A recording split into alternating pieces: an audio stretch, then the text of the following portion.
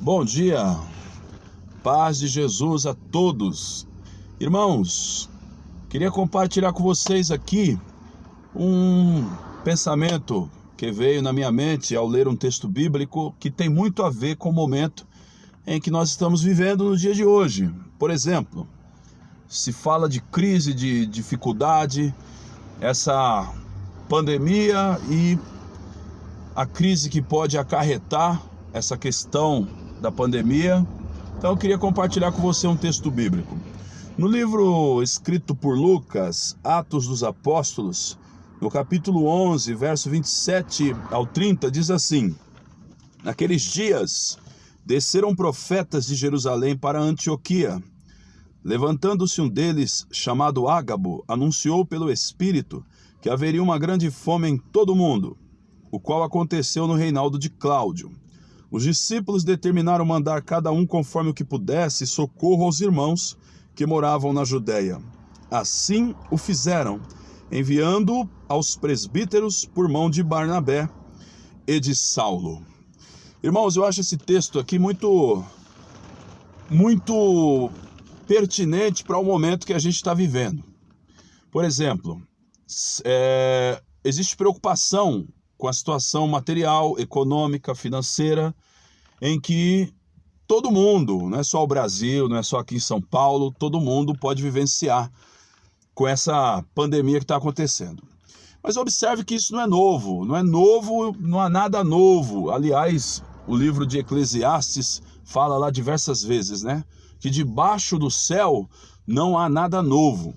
Esse texto fala de uma fome que houve lá nos primeiros dias do cristianismo e que, inclusive, foi predito por um profeta na igreja. Observe que naqueles dias desceram profetas de Jerusalém para Antioquia, e levantando-se um deles, chamado Ágabo, anunciou pelo Espírito que haveria uma grande fome em todo o mundo, o qual aconteceu no reinado de Cláudio.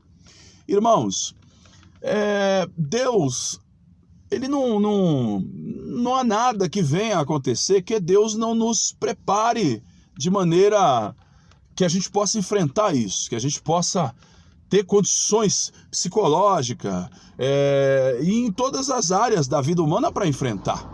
Deus não vai submeter o ser humano a uma situação que ele não seja capaz de superar e de enfrentar, desde que ele confie em Deus, desde que ele busque a presença de Deus através das Escrituras Sagradas e confie em Deus, entregando a Deus a sua vida, a vida da sua família, da sua casa, etc, etc.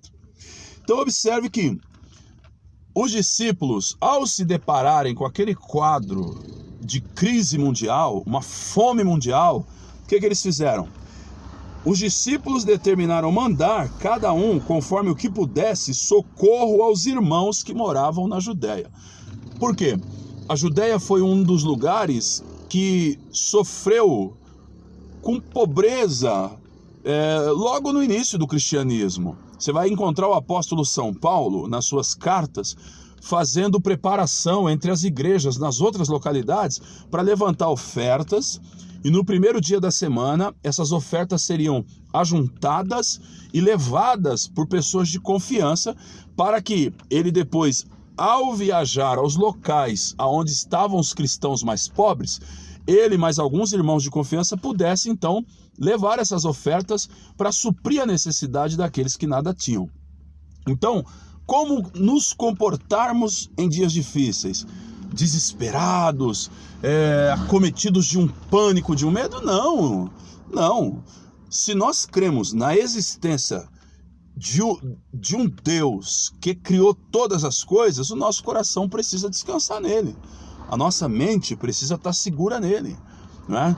E observe que o comportamento de um filho de Deus, né, não é de um frequentador de uma igreja, de uma instituição religiosa, não é isso, mas daquele que se tornou igreja de verdade, porque igrejas são as pessoas que Jesus chama para fora dessa sociedade corrupta, alheia à palavra de Deus, rebelde à palavra de Deus. Então todo aquele que é chamado para fora do modo de vida corrupto dessa sociedade, ele é a igreja. Então qual o comportamento daquele que é a igreja de Cristo? é confiar em Deus, é esperar na providência de Deus, e não é esperar passivamente, é esperar ativamente, é esperar empreendendo, é esperar trabalhando, é esperar indo para cima na direção de Deus, no domínio, no equilíbrio do Espírito, mas não esperar acomodado, é ir buscando as portas que Deus vai abrindo. Ou melhor, ir entrando pelas portas que Deus vai abrindo. E os discípulos então começaram a arrecadar contribuições e ofertas para enviar, irmãos, aos cristãos que estavam sofrendo maior necessidade. E o mais bonito de tudo isso, irmãos, é que eles não socorriam só os cristãos. Paulo diz em uma das suas cartas a um jovem obreiro chamado Timóteo que nós vamos socorrer primeiramente os domésticos da fé. Mas você observa que ele não fecha a possibilidade de, em seguida, socorrermos aqueles que não são da fé. Então, irmãos, Deus abençoe você, Deus abençoe seu dia, e que você comece esse dia hoje cheio de fé, cheio de equilíbrio do Espírito, sem desespero, sem agonia de alma. Ah, meu Deus, o que será? Não! O que será é o que Deus quiser que seja, desde que você não seja um preguiçoso, desde que você não seja um inoperante em nada da vida. Se você está disposto a levantar, viver, trabalhar e ir para frente, o Senhor vai abrir as portas para você. E vai abrir as portas para todo mundo que tiver esse espírito. Olha, irmãos, Deus é tão bom que o Jesus disse, olha, o Pai, ele é bom, ele manda chuva na casa das pessoas boas, mas ele não bloqueia a chuva na casa das pessoas más. Ele deixa a chuva cair na casa dos maus também. Então, irmãos, por favor, confia em Deus, toca a vida para frente e seja como esse texto aqui diz. Olha só, naqueles dias desceram profetas de Jerusalém para Antioquia. Levantando-se um deles chamado Ágabo, anunciou pelo Espírito que haveria uma grande fome em todo o mundo, o qual aconteceu no reinado de Cláudio. Cláudio foi um dos imperadores romanos. Se você buscar na história secular, você vai encontrar o período em que Cláudio governou o império, e você vai confirmar em livros seculares que houve uma fome durante o reinado de Cláudio. Os discípulos determinaram mandar, cada um conforme o que pudesse, socorro aos irmãos que moravam na Judéia.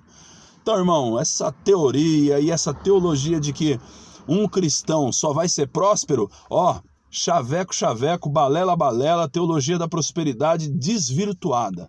Nós não fazemos teologia da prosperidade nem teologia da miséria. Nós fazemos teologia da provisão de Deus diária para nós e da fraternidade de nós para com os nossos próximos, para com o nosso próximo. Essa é a teologia do equilíbrio e do cuidado de Deus. Assim o fizeram, enviando aos presbíteros por mão de Barnabé e de Saulo. Meu amigo, Deus te abençoe. Confia no Senhor e deixa Deus trabalhar conforme Ele quer trabalhar. Forte abraço, ótima quinta, e deixa eu continuar trabalhando aqui, porque é aqui que Deus vai me dando meu pão. Um abraço, Deus abençoe.